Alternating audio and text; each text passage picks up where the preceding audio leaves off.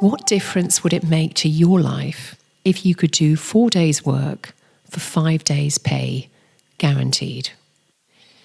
I'm Annie Hood. Hello and welcome to Well Intel Daily. This is the podcast that makes wellbeing work for you and your business. This landmark study is the biggest in the world of its kind.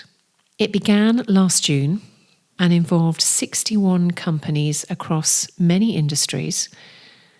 And what the trial was all about was employees of those companies dropping to 4 days a week with no loss of pay. And the condition, if I can call it that, was that there was no impact, or rather those employees were committed to ensuring there was no impact on output or business earnings. The results are in, and they are more than encouraging. 92% of companies are sticking with 4 days because of the benefits they saw, and almost 30% of those companies have declared a permanent move to 4 days going forward.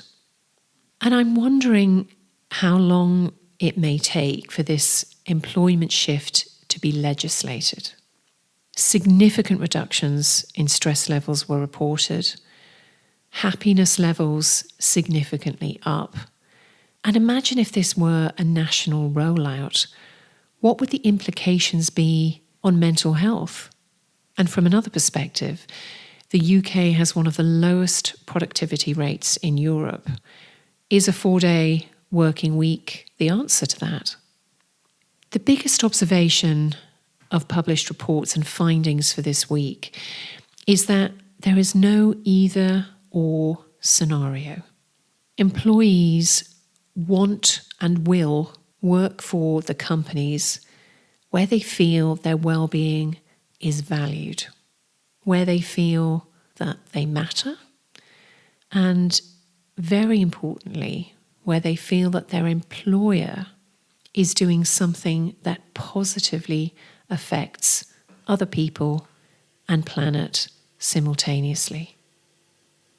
Please be generous with this podcast, share away.